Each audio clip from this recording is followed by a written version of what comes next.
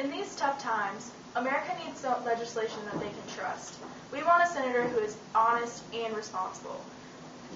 Without further ado, I introduce to you the candidate with all these qualities and more, your next senator from Virginia, Sarah Harb.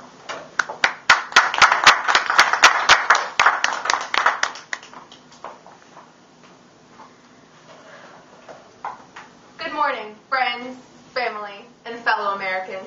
Lend me your ears. For too long has big government oppressed our voices as the citizens of the United States of America. The Founding Fathers wrote the Constitution with the purpose of preserving our personal liberties. Recently, politicians have had a reckless disregard for the very foundation of our country. I'm Sarah Harb. I'm running in hopes of being your senator, and my political beliefs are deeply rooted in the very parchment of our Constitution. I believe that legislative power not noted in the Constitution should be left to the discretion of the states. My first issue I would like to address is the government's involvement in deciding what is morally acceptable and unacceptable. It is ridiculous on multiple fronts that the government would have the audacity to force a woman to carry an unwanted child. Religious ideology is no foundation for any law. Freedom of religion is guaranteed to any citizen in the United States. So why would the beliefs and values of one religion mandate actual laws for all citizens? It would be unfair, unjust, and immoral. We do not have laws against eating fish, nor do we have laws that declare it is legal to sell one's daughter, rape someone, or keep a person as a slave. All things that are promoted in religious text. Laws against abortion do not stop abortion, but simply make it less safe. It is also outrageous that the love between two men or two women is considered an abomination in the eyes of many current government officials. Denying same-sex couples is a violation of religious freedom, as civil and religious marriages are two separate institutions. It saddens me to think that a marriage of cheating, lies, and deception, or a drunken Vegas elopement is recognized under the U.S. government, but one full of love and compassion is denied simply on the grounds that two women or two men may possess that love and compassion for each other. And let us not forget the prohibition of cannabis. Why should the government control a naturally occurring substance that is relatively harmless compared to socially accepted drugs like tobacco and alcohol? People are worried about different species becoming extinct. Yet the policy on one of the most useful plants in the world is that it should all be eliminated and driven to extinction when it could benefit Americans both medicinally and fiscally. The U.S. government has spent over $15 billion in 2010 on the war on drugs that they are incapable of justifying. The Obama administration is unable to show that the billions of dollars spent in the war on drugs have significantly stemmed the flow of illegal narcotics in the United States.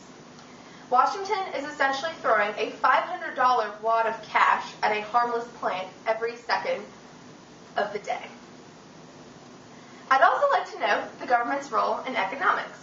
I believe that the government's influence in today's economics should be reduced to little to none because of mistakes that they have already made regarding bailouts, deficits, and government overspending. Just recently, the Obama administration awarded Solyndra, a solar energy company, over $500 million to create what they had estimated to be 4,000 jobs. However, the company only succeeded in creating a mere 535 jobs. That's approximately $1 million to create a single job. That amount could pay about 25 high school teachers for an entire year. Solyndra, however, went bankrupt soon afterwards. So essentially, the total amount of money thrown away on investments in Solyndra could cover the salaries of 13,400 teachers for an entire year. So not only are our tax dollars being used irresponsibly domestically, but they are also being wasted in involving our nation in unnecessary foreign affairs. Just in 2011, U.S. combat troops were sent into both Nigeria and Uganda, coalition forces were sent into Libya, and a drone struck al-Shabaab militants in Somalia. None of these operations were in retaliation to an attack or defensive acts against a national threat. In addition to these operations, the U.S. has a very active foreign policy that uses various methods to influence events in other countries, including weapons sales and military advice and training, like the Western Hemisphere Institute for Security Cooperation.